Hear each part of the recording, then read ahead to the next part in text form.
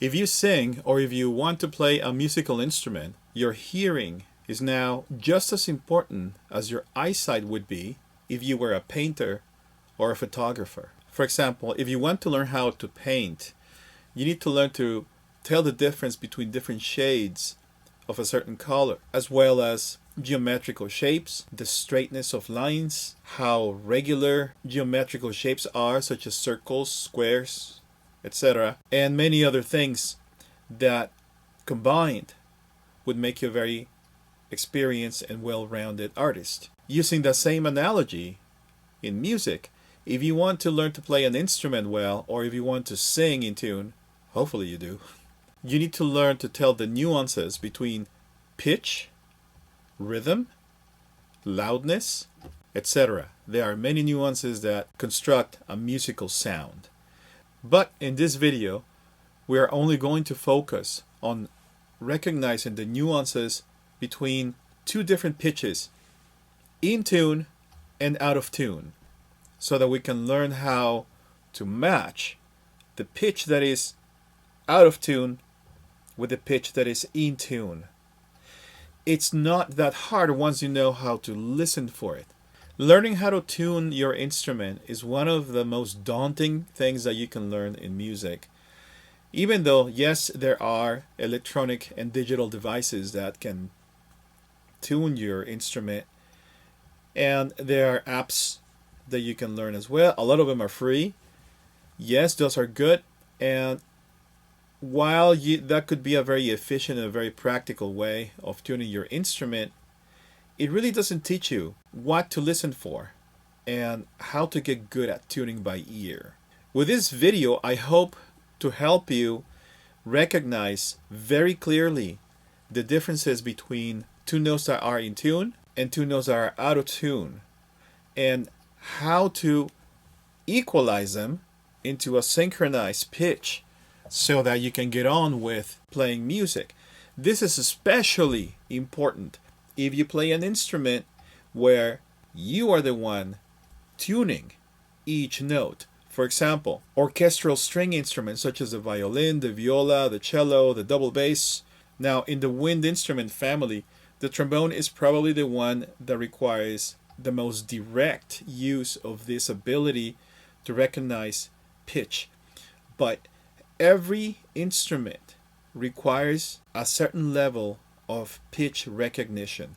Even the instruments where you don't generate the tuning yourself, such as the piano. Even on instruments that are fretted, they have a definitive place to hold the string against the fretboard, like a guitar, like an electric bass, like a mandolin, etc. The entire family of fretted instruments, you still need a considerable amount of pitch recognition to know if you are bending a note in tune, if you're playing a chord in tune, if you're pressing the frets too hard and making the strings out of tune. Now, this video is purely a practical and empirical approach to acquiring this skill. Now, because I teach the orchestral strings family of instruments such as the violin, the viola, and cello, I have made this video focused on those instruments and the intervals that you're going to need to tune them. And those are going to be the unison, the fifth, and the octave. Those are the most important intervals to use when you're tuning the orchestral strings family of instruments. I will explain what those are in a minute. Now let me go over the tools that I'm going to use in order to demonstrate this. On my computer, I'm going to use a DAW, which is Digital Audio Workstation. We use this software to record music, and in here I'm going to use certain apps that we call plugins. The first one that I'm going to use is called a test oscillator. This little device generates a sound that is probably the purest and simplest sound wave that you can listen to. Meaning it's just a raw pitch with no resonance. It's not going to sound very pretty because it does not come from a musical instrument. This is simply an electronically generated tone.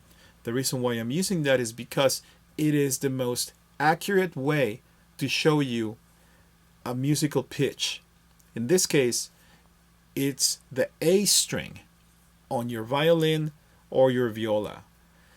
For the cello, I'm going to give you the option of tuning it to an octave lower later in the video. So this is my oscillator, and I'm going to be using something called a sine wave. After that, I'm going to compare it to another test oscillator with the same pitch, and I'm going to be adjusting that pitch slightly out of tune, increasing how much out of tune that is gradually, so that you can hear the difference between two pitches that are in tune and then slightly out of tune, and then more out of tune, more out of tune, more out of tune, so that you can recognize immediately once you test it with a sine wave and a violin or a viola or a cello. And then I'm going to show you how to do that with a very typical musical device, very old musical device that not everybody has necessarily, but I wanted to demonstrate the traditional way of tuning your instrument with something that we call a tuning fork. This also generates the same note that I'm going to be using coming from the test oscillator. We're going to compare this to the sound of your violin or your cello after I have demonstrated what the test oscillators do. There's another tool that I'm going to use, the one at the bottom. This tool is called an oscilloscope. It comes from a plugin that does several things, but being an oscilloscope is one of them. I'm just going to use that feature because I want you to also have some visual reference of what's happening with the sound waves. Now, when you are tuning your instrument, it's not important that you remember all of these technical terms, and it's not important that you necessarily visualize that oscilloscope, but I thought it would be helpful to have some visual feedback so that you can see what's happening at the sound wave level, because there are very obvious differences that if you have some visual reference, it might become a lot easier for you when you compare it using a real instrument and a real tuning fork or whatever you're using to generate your original pitch to tune with. So let's get started. First, here's the A string note on your violin and viola, which its tuning frequency is 440 hertz, which means your string vibrates 440 times per second in order to generate the note A. Now, these sounds are very featureless and very steady, so it might be actually a bit much if you're listening to this on your phone or with headphones. So I would recommend that you turn down the volume a little bit, because they can get pretty annoying if you listen to them constantly. It's not going to be as bad once we use the tuning fork or other traditional means of tuning, such as a piano or other instruments that we know to be in tune for sure. Okay, so here we go. I'm going to start by playing the note in tune. Now I'm going to add the second note, also perfectly in tune.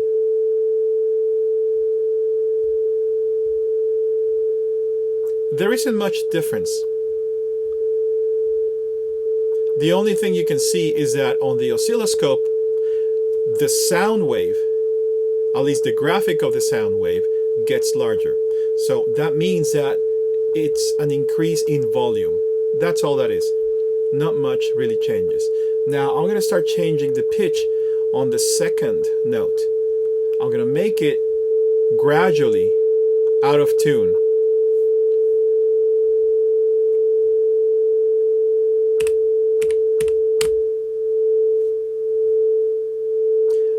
Okay, so now you can see on the oscilloscope how that slight change, this is a very minor change. Now you can tell that there's a fluctuation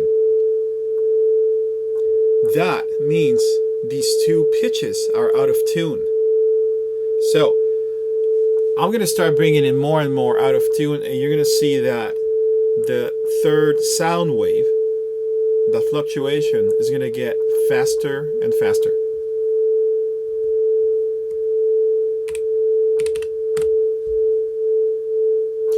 As I type in frequencies that are lower and lower, it brings the two pitches that we're hearing more and more out of tune.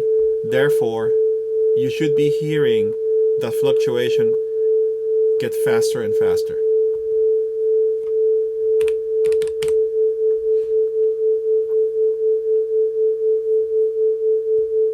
I'm going to type in a few more so you can see how much faster it gets.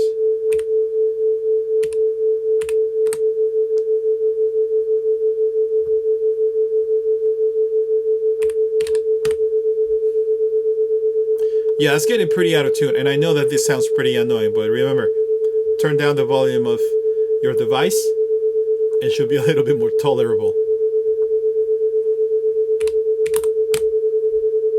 Yeah, remember, this is training so that you can hear what out of tune actually sounds like, and how to bring it back in tune. I'll do just one more. Oops. Okay, so now that wave is starting to get so fast that it's hard to hear. It just becomes a texture, right? And if I start bringing it back up, you'll start hearing that fluctuation gets slower and slower. So I'm going to bring it back in tune now, gradually. So 430 hertz now.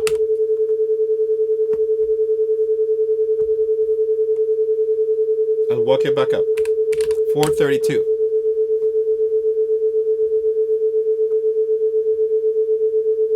434.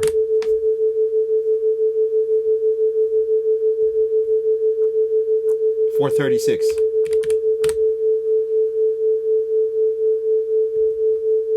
'We are getting closer and closer to being in tune now. 438.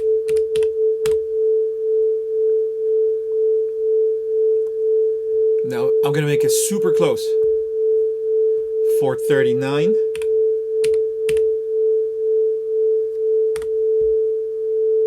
'That's very slow, right? I'm going to make it as close as I can before it's actually in tune.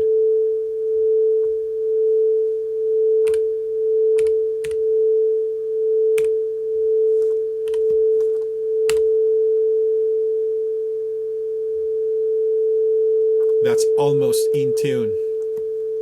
But there is still a fluctuation, right?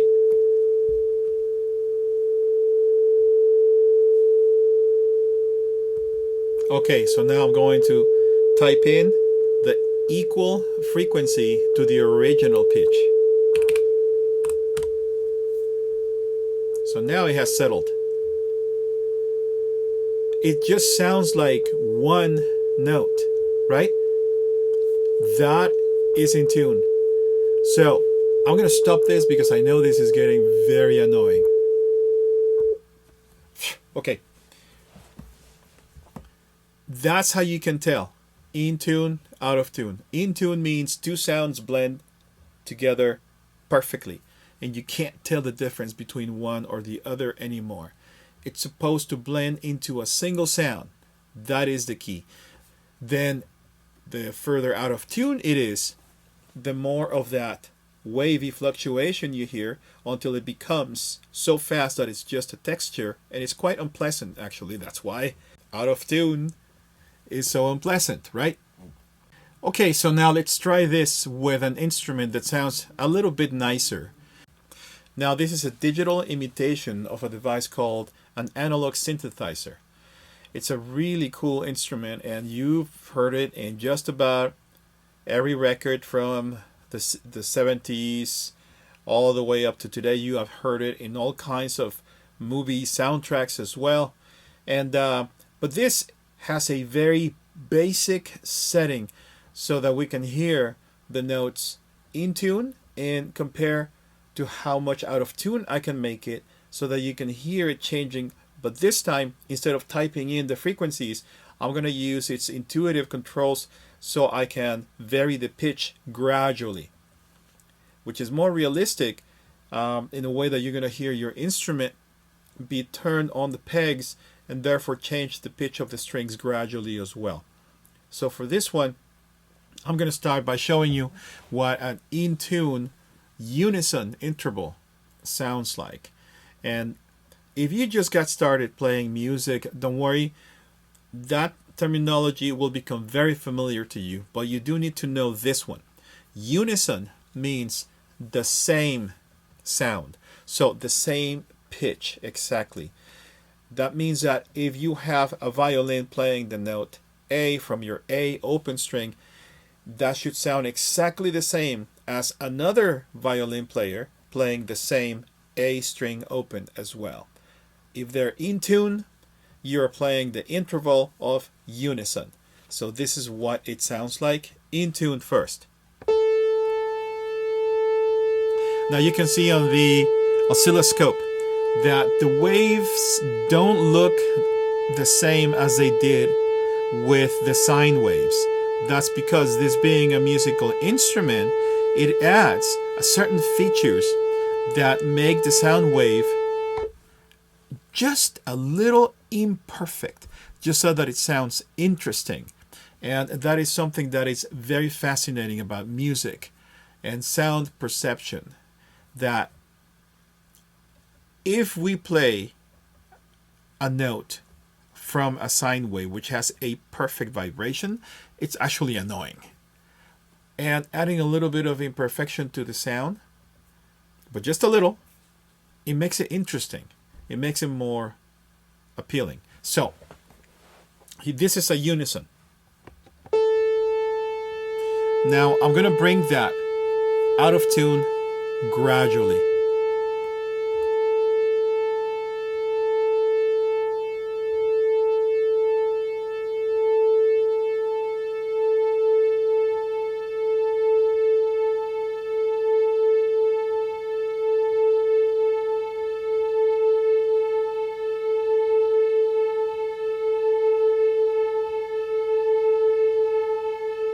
That's more and more out of tune. Now that's as out of tune as this instrument will let me. I'm going to gradually walk it back up in tune.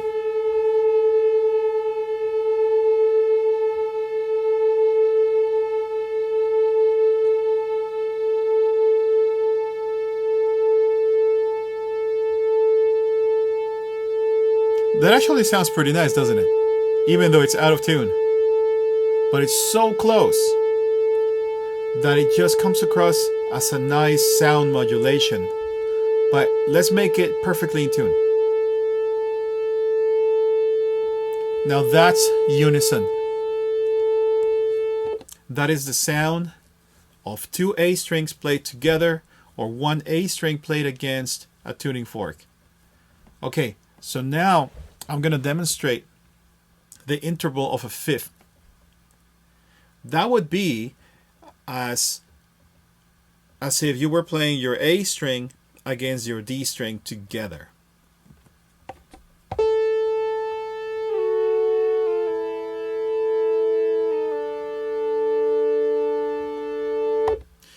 What I just did is to scale back one semitone at a time. Now, again, don't worry, you will know all this terminology as you get through your music class.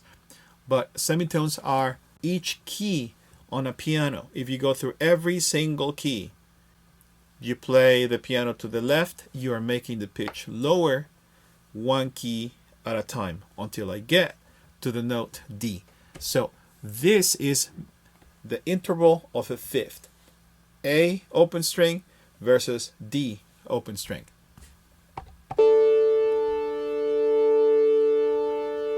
Now you can see on the oscilloscope how different that looks as opposed to unison.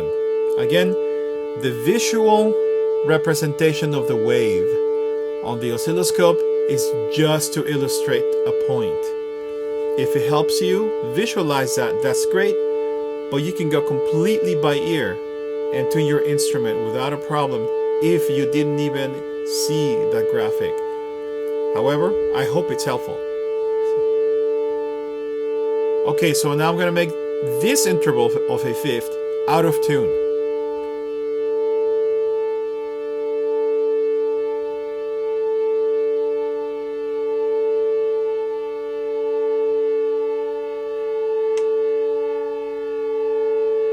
Now you can see how you get the same type of unpleasantness and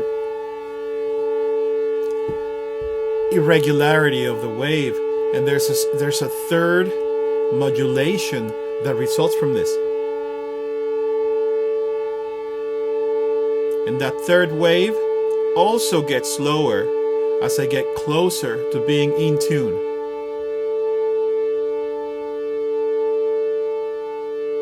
Almost. Oops, run out of pitch. I'm gonna try this a little faster.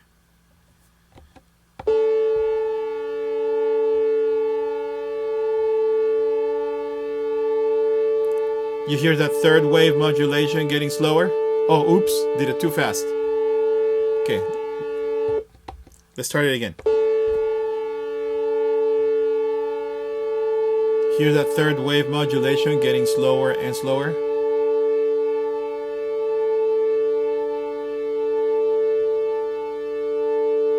Almost in tune.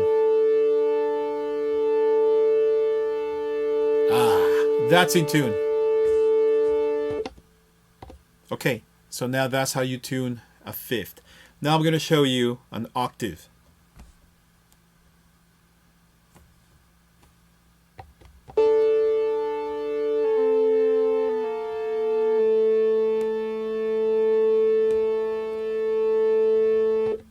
Now, an octave would be very useful for cello players because although we are tuning to an A, it is the most common note to tune with in the orchestra world, because at least when it comes to the family of strings, every string instrument has an A string. So we can all compare those open strings together. However, for the cello, that A is an octave lower than the A that we're using here. So learning how to tune that way, learning how to tune to an octave is also very useful, especially for cellos. Okay, so here's an octave in tune.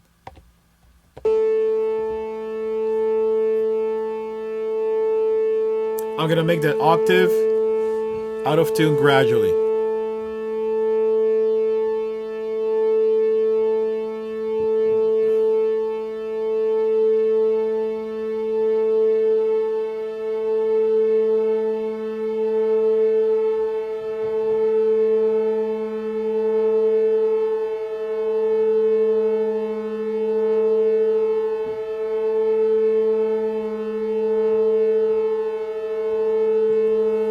Sounds pretty bad, right? So now I'm going to bring it back in tune gradually.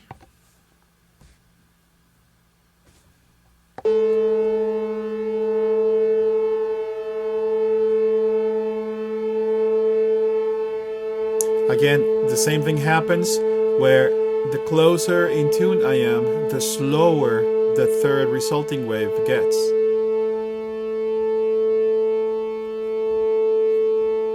There we go. So now that's in tune. So with those three intervals, you can tune violin, viola, cello. Okay, so now let's try this with a real violin. Okay, so next I'm going to demonstrate the same concept now using a real instrument. I'm going to compare a sine wave to the sound of the A string. Listen for that resulting third wave that is going to get faster as I get more out of tune and slower as I get closer to being in tune until eventually it should disappear. And both the sound of my violin and the sine wave should blend into one sound. Let's do it. Here's a sine wave. I'm going to set my A string peg out of tune on purpose. I'm going to start out of tune and bring it in tune gradually.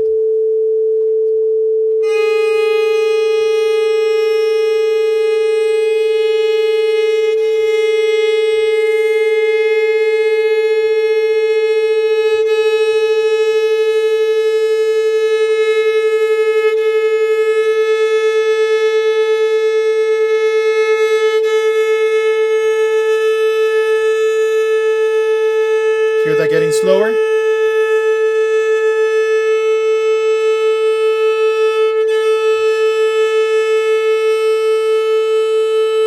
Really slow now. I'm almost in tune.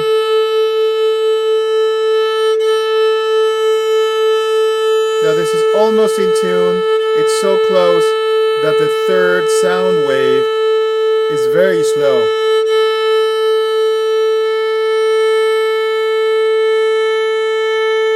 Almost. That's it. Hear that?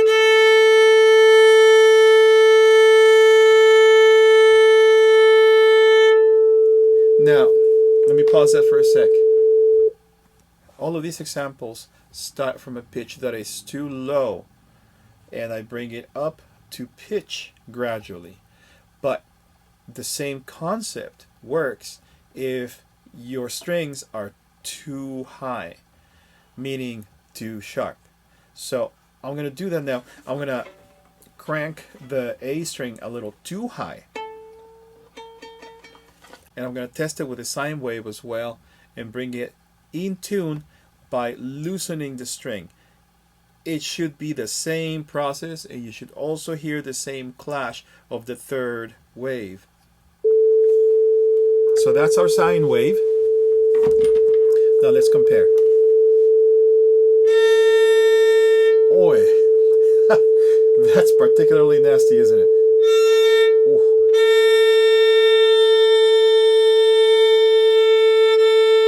Now hear that wave getting slower, right?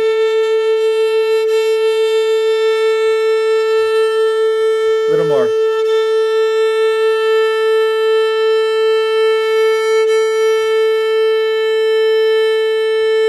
That's almost it. It's almost in tune, but I can still hear a third sound wave, kinda slow.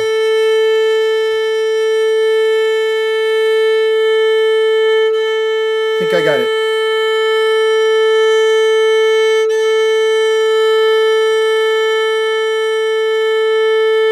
That's it. Okay, let me stop that. Yeah, that one was particularly nasty. Yeah, but this works with any string. In unison, you can start by practicing how to tune your strings with an original in tune pitch that has the note that the string is supposed to be tuned at, and tune each of those by unison. There are features on certain musical apps that include that. For example, Fourscore is a very popular musical app that includes what they call a pitch pipe function, which it generates any of the notes you need, including flats or sharps. So you can start with the A string, for example, and then play your sine wave. These are all sine waves generated by your app, by the way. You can generate a D sine wave as well, a G, then an E in that order. So all of this can be done with several apps. Your phone can also have an app that you can download, and a lot of them are for free, that have that function of generating a sine wave. Okay, so now that I know that the A string is in tune, now I'm going to compare that to the D string together so that I can hear if it's in tune and to see if there is a clashing third wave that I need to smooth out. So this is the A string and the D string together. Wow, yeah, it's quite a bit out of tune. So I'm gonna crank up the D.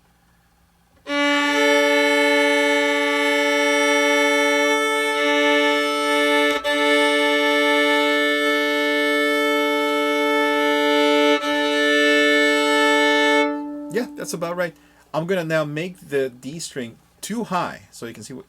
Also, it works the same way. So I'm gonna turn it down.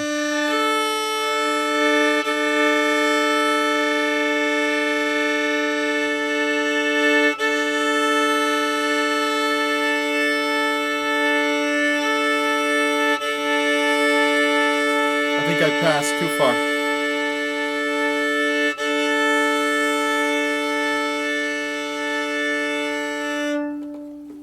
That's it. Now I'm gonna show you the same example with the D string and the G string together. I'm gonna make my G string out of tune.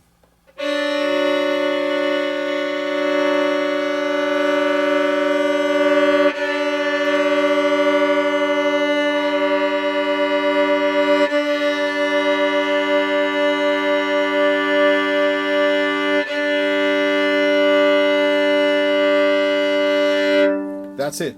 And finally, the A and E together.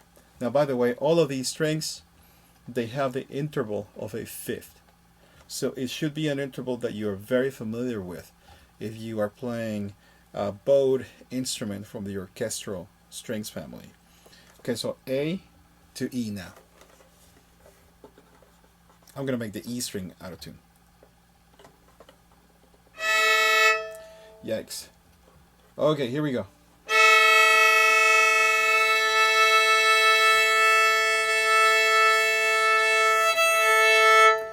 Now, one advantage of the E string, I mean, if you can see it as an advantage, is that it changes pitch a lot faster than any of the other strings, because typically the E string on the violin is made of steel, and metal reacts to temperature changes way faster than the materials on the other strings, which are a synthetic fiber, very much of the consistency of nylon, but a lot harder and a lot more sturdy.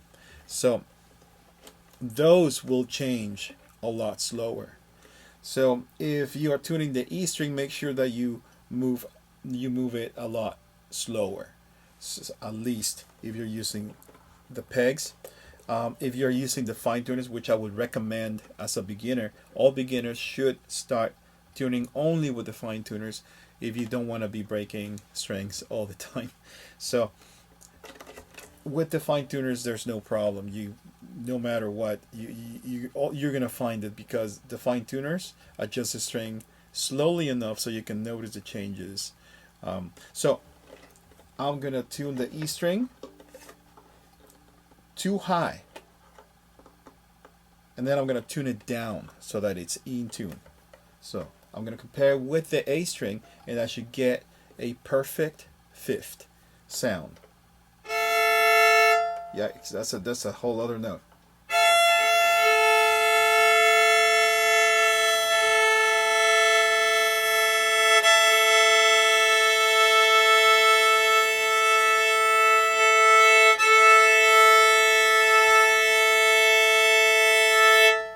Okay, so now let's demonstrate this same concept now using one of the oldest but still very accurate ways of tuning your instrument. Because you wonder, okay, how did musicians tune before iPhones and iPads and computers, right? Well, I present to you the tuning fork. Now, this is a really big model, right? This is what a lot of teaching studios have, and this is what teaching classrooms used to have, at least music teaching classrooms used to have way back in the day, before computers, before iPhones, before electronic tuners. And the way it works is that you simply strike this with a mallet, and I think by now you should be very familiar with what that sound is. This, I don't know if you can see this because these are very small letters. Hopefully it'll focus. hopefully I can zoom in. But anyway, right here at the bottom of the fork, it says A 440. That means that every time you strike this, gives you a very pure and very accurate A note. The sound is very similar to the sound of a sine wave. It's amazing how precise this can be. Ever since I started learning music, way back, music teachers already used this. This was invented in the early 1700s. Ever since, this has become the standard for tuning just about any instrument. These are available in several fundamental pitches. This particular one is in A. So it is the A 440 hertz that we have been hearing all along with the sine waves and the synthesizer and the A string on my violin. So if all goes well, if I strike this and then compare it to the A string on my violin, they should be the same and both sounds should blend into each other. So I'm going to put this on my desk, I'm going to strike it and then compare it to my violin's A string. Okay, so let's hit it.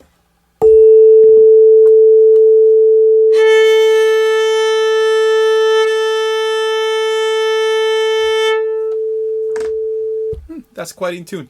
I'm going to now make the A string out of tune by turning down the pitch.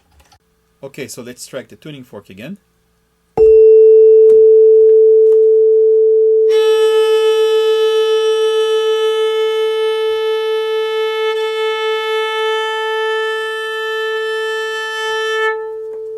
That seems to be it. Now, the disadvantage of the tuning fork is that because it's a piece of metal, and once you hit it, the sound starts to decay right away.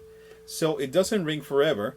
You can keep the sine wave on the computer ringing as long as you feel like, but this, you have to tune before the pitch fades out.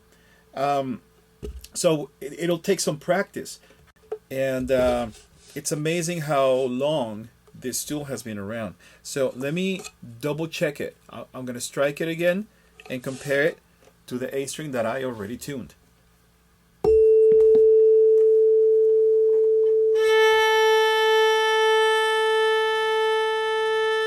It just needed just a little tug, that's all. Now the ultimate test is to play the A on your instrument and then stop suddenly and listen for the tuning fork and see if the tuning fork starts ringing all on its own. This is a very neat trick called sympathetic resonance. So I'm going to play the A string and stop suddenly, and we're going to listen to the tuning fork.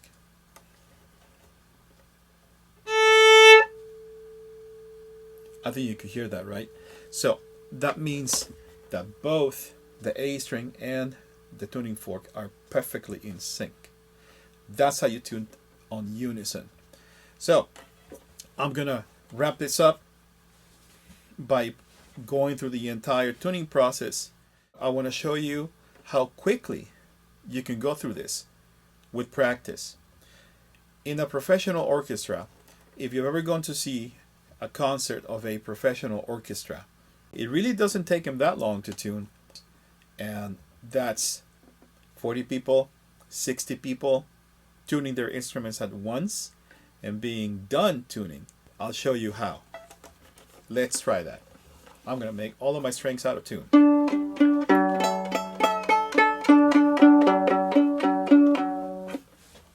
So I'm going to strike the tuning fork, and I'm going to start with the A string, and then I'm going to compare the fifths on the other strings in a few seconds. Ready?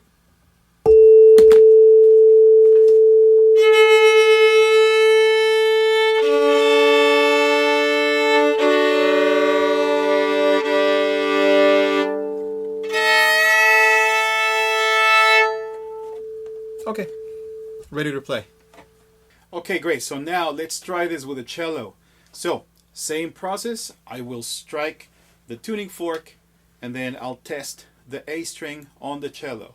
Now remember, the tuning fork is an octave higher than the string on the cello. However, the process is still the same. You should still listen for that third wave that clashes with the original pitch and tune your A string on the cello so that both pitches align perfectly, seamlessly, and they blend into one sound.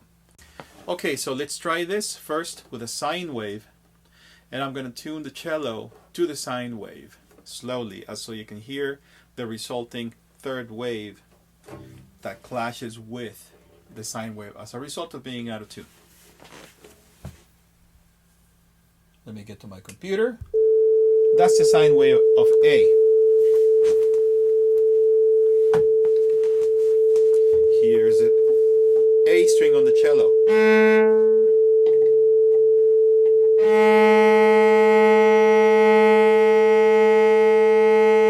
I'm going to start tuning it now.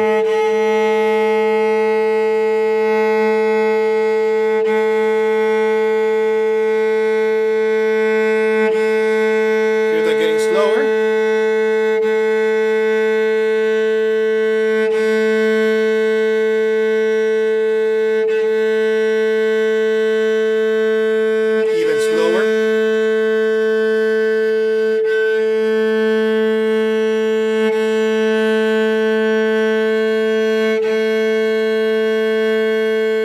Almost perfect.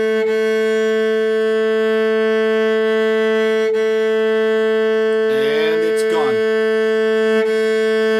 So now the two sounds of my cello string and the sine wave are in perfect sync, and there is no resulting clashing third wave. Now, for those of you that have been playing for a while, you can also do this nifty trick of just tuning with the A harmonic, the natural harmonic, at the octave of your A string, because that is actually a unison with your sine wave of A 440 Hertz. Okay, so now let's tune the other strings.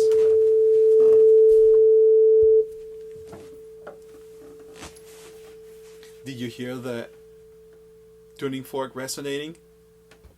That's the sine wave from the computer activating the tuning fork's vibration. Okay, so now I'm going to compare the D string to the open A string.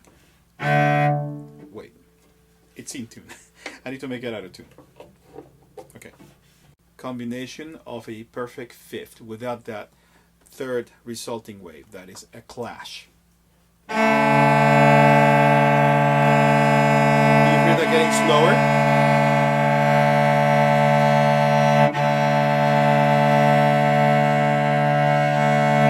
That's even slower.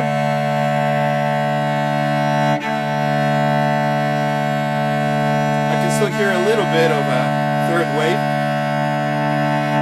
Oh, I think I went past it.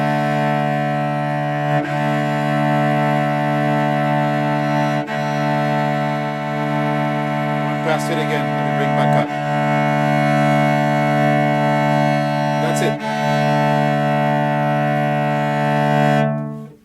Okay, so now I'm going to compare the D string. Now that I know that the D string is in tune, I'm going to compare it to the G. Whoa. The G is really low. Hear that getting slower?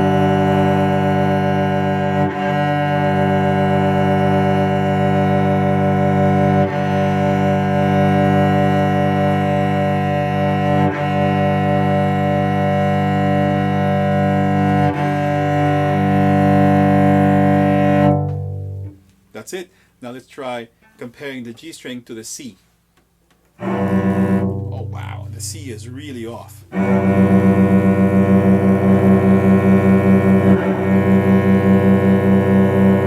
that? It gets lower now.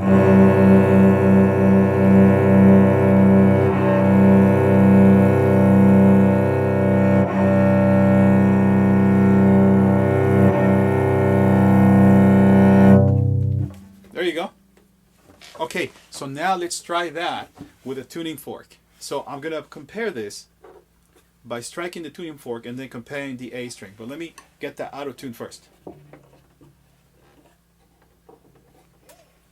Okay, here we go.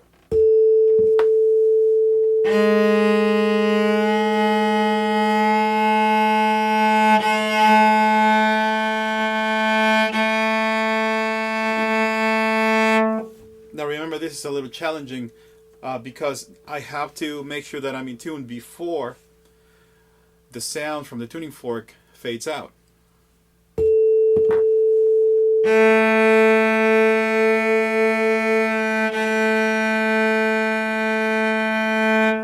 There we go. Okay, now I'm going to compare it with the open string harmonic, the natural harmonic.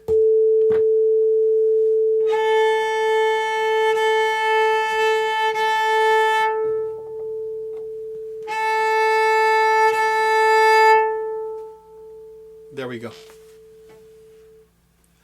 And same process applies. Even if you tune with a harmonic, you will also tune the other strings comparing in fifths to the string that you know to be in tune. Okay, so now let's do it orchestra style, where I'm going to try to tune as fast as possible using the tuning fork as a comparison pitch, and then I'm going to tune the next string to that and the next string to that and so on fifths. Let's see how long it takes me.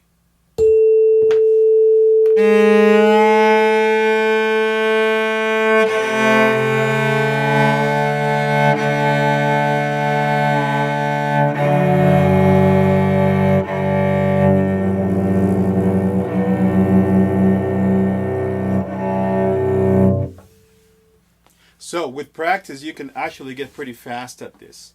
And believe it or not, tuning with your natural hearing can be very accurate. Okay, so it looks like that'll do it for today. I hope that this video was very helpful to you. I hope that this solves a very important issue when starting a musical journey in learning how to play an instrument or learning how to sing. My name is Hector Rivera, and if you'd like to know more, you can go to my website at hectorrivera.com. Also, if you live in the area of Ventura County, California, and you would like to take in-person lessons from me, you can go to my website and send me an email through there, and I would be happy to help you continue your musical journey in any way I can. Now, if this video was helpful to you and you would like to see more, don't forget to subscribe and like and all that YouTube stuff. Thank you very much and hope to see you soon.